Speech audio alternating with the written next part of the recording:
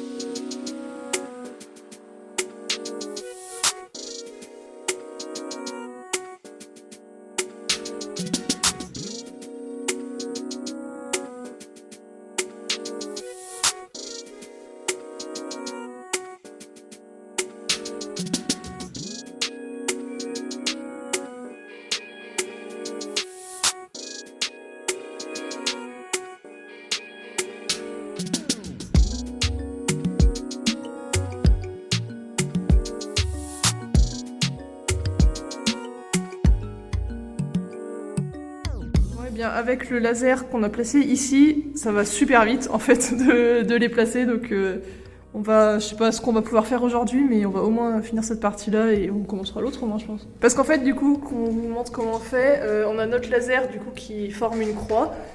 Et ce qui fait qu'en fait, on a juste à aligner nos suspentes, à mettre, je sais pas si on voit bien, si on voit. On a juste à aligner le trait horizontal dans les crochets et le trou vertical dans les points.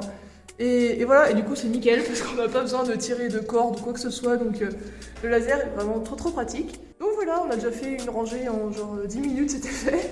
Donc on va enchaîner.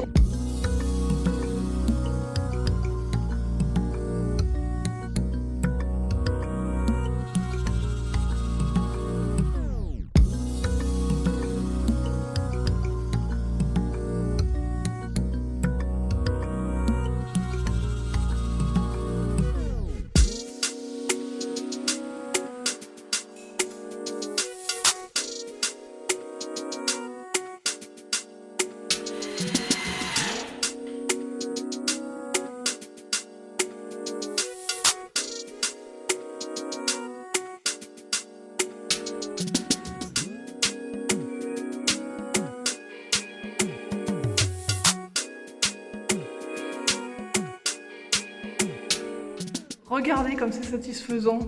Tout est aligné, tout est sur le petit laser, c'est trop beau.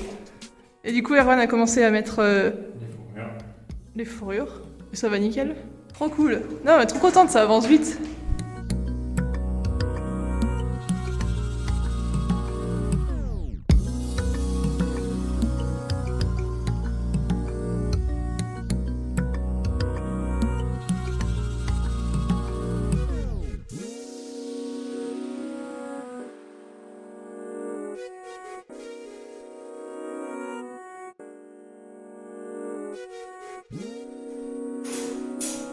À noter, c'est qu'on a fini pile le paquet. Vraiment, on avait pile le nombre et ça. Je suis compté. Hein. Ouais, c'était vraiment. C'était pile poil parfait. Pile 100, tu vois. Pile 100 pour. Donc, on a posé du coup 100 suspentes pour faire tout ça. On est trop content parce que du coup, en fait, ça allait super vite de faire le reste une fois qu'on sait faire avec le laser et tout, qu'on enchaîne. Prochaine étape, mettre le placo. Donc on va mettre des plaques de 2 mètres dans ce sens-là. Oui. Comme ça fait peu de chute en fait. Donc en fonction de l'endroit entre les poutres, on est entre 1m95 et 1m97. Et après, isolant par-dessus, laine de verre, parce que ça coûte moins cher. Ah oui, on va profiter de cette vidéo pour faire le point, parce que j'ai eu pas mal de questions, de remarques et tout à ce niveau-là, parce que notamment sur mon autre compte, j'ai mon autre chaîne YouTube, je parlais pas mal d'écologie, etc., parce que c'est un sujet qui nous touche et on pense que c'est important. Mais du coup, on s'est pris plein de remarques parce qu'on met de la laine de verre et oh là là, c'est pas écologique et tout. Alors oui, on est d'accord, déjà c'est pas le truc le plus écologique, ça c'est sûr, mais en fait, si vous voulez, on fait aussi en fonction de nos moyens. La laine de bois, par exemple, c'est 4 fois le prix de la laine de verre, et bah, juste on peut pas. Juste ça ne rentrait pas dans le tarif. Déjà, on réisole tous les murs intérieurs. On va chauffer uniquement au bois. Enfin, vraiment, on va réisoler aussi les combles. Enfin, vraiment, on fait au mieux pour qu'ensuite on consomme le moins possible. Mais juste, enfin, je veux dire, on si... fait au mieux, quoi. Mais Ouais, c'est ça. Et on peut pas se permettre de faire x4. Hein, ouais, c'est ça, on peut pas. Si on était milliardaire, évidemment qu'on choisirait à chaque fois le truc le mieux, le plus écolo et tout. Mais juste, bah voilà, on fait au mieux. Donc voilà, je voulais juste faire le petit point parce que je sais qu'on va commencer l'isolation, donc on va encore avoir la remarque. Mais voilà, on fait au mieux et c'est le plus important. Hello, après avoir fait le plafond la semaine dernière, aujourd'hui on va enfin s'attaquer aux murs de la maison. On va doubler tous les murs pour réisoler. Donc ça fait pas mal de taf parce que y a toute la maison à refaire. Et ça y est, on attaque, donc je suis trop contente parce que ça va avancer et l'intérieur de la maison va avancer. Du coup, là, on se situe dans la chambre avec, vous savez, donc la chambre, là-bas il y aura la cuisine. Donc ce qu'on va essayer de faire aujourd'hui, c'est une partie du mur, de ce mur-là, mur extérieur. Parce que ensuite, c'est le premier mur qu'il faut qu'on fasse parce que ensuite on a une cloison à monter ici qui séparera la cuisine et la chambre. Donc on va commencer par là et puis ensuite, petit à petit, on fera là. Sachant que de toute façon, on va changer toutes les menuiseries, toutes les fenêtres vont être changées. Mais il y a pas mal de délais pour avoir les fenêtres, donc on pourra pas plaquer les murs avec les fenêtres avant minimum 6-8 semaines je crois, donc ça fait attendre un bon moment, mais on va essayer de faire le plus possible, on va tout railler de toute façon, et puis tous les murs là où il n'y a pas de fenêtres, on va pouvoir faire. Donc voilà, donc on va essayer de faire ça, on n'a jamais fait, mais ça va bien se passer, on va y arriver. Allez, c'est parti!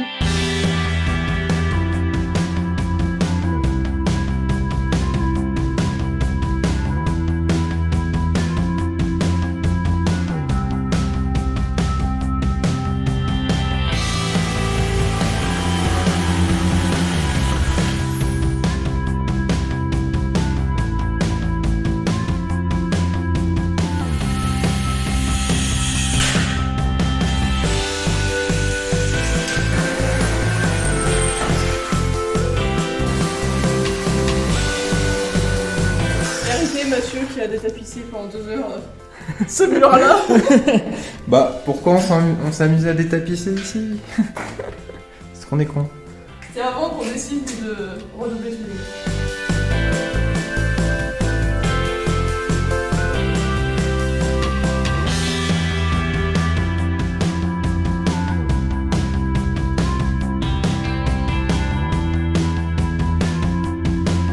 Alors ça y est, on a terminé le doublage de la partie chambre de ce côté-là. On s'est arrêté là-bas, on n'a pas encore fait la cuisine, mais on a fait la chambre. Les fourrures sont pas encore fixées, donc si elles sont pas droites et tout, vous inquiétez pas, c'est que c'est pas définitif encore. Et donc là, eh bien, on s'attaque au mur de la fenêtre.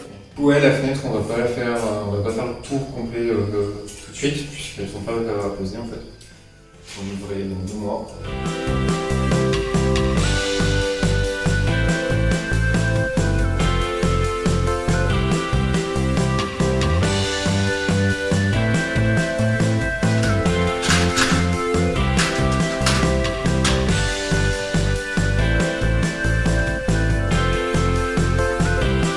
En vidéo.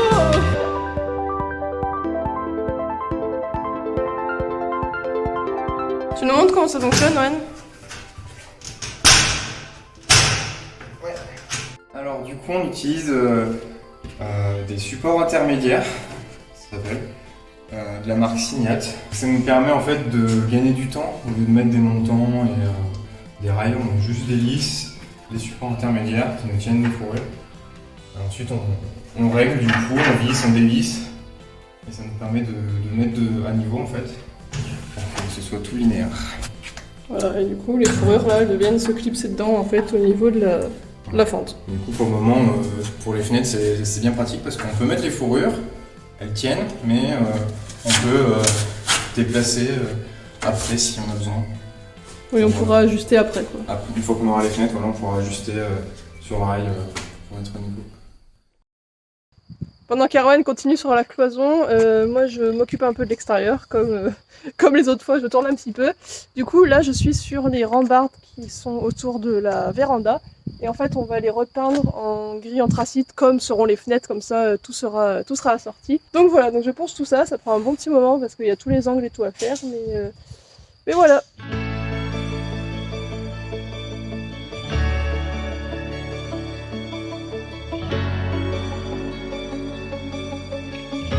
Pourquoi tu penses? Pour repeindre. Mais du coup, il y a des endroits où là, la peinture s'effrite, donc du coup, il faut que je pense pour que ça accroche mieux. Avec les crocs de parisienne. Ouais, mais c'est moi qui ai amené la mode en fait. Ouais. Toi, ça fait des années que tu le... Bah oui, moi je veux dire, depuis que j'ai... je sais pas, depuis que je suis petite, j'ai les crocs. Parce que c'est des chaussures pratiques. Et maintenant, les Parisiens, ils sont en mode « Eh, c'est à la mode, regardez, c'est trop beau ». Mais nous, à la campagne, on avait ça avant, donc la mode vient de la campagne et non de Paris. Et alors, une petite chose qu'on n'en montre pas, mais qui est tout aussi important, la pizza du samedi soir, après les travaux. Un bébou. Regardez cet amour de chat.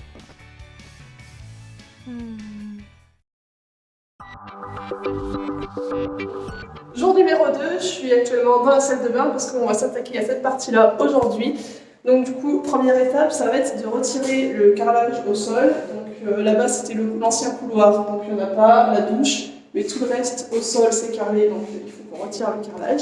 Voilà, c'est parti.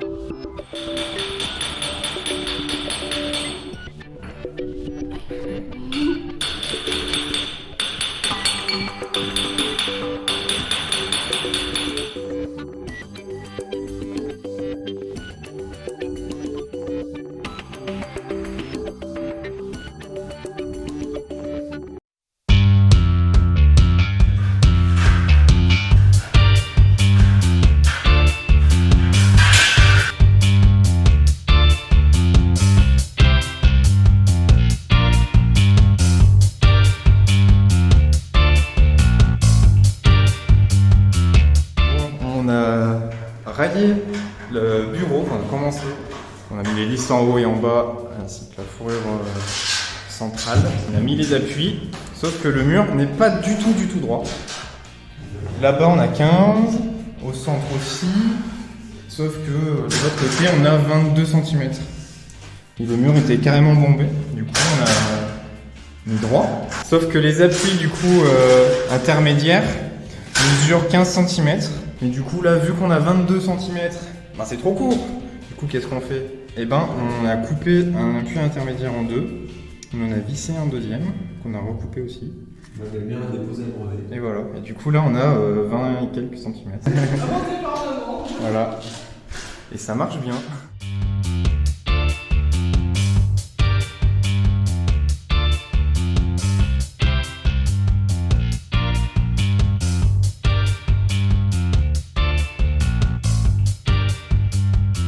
Ici, vous voyez très bien que ce mur n'était pas du tout droit.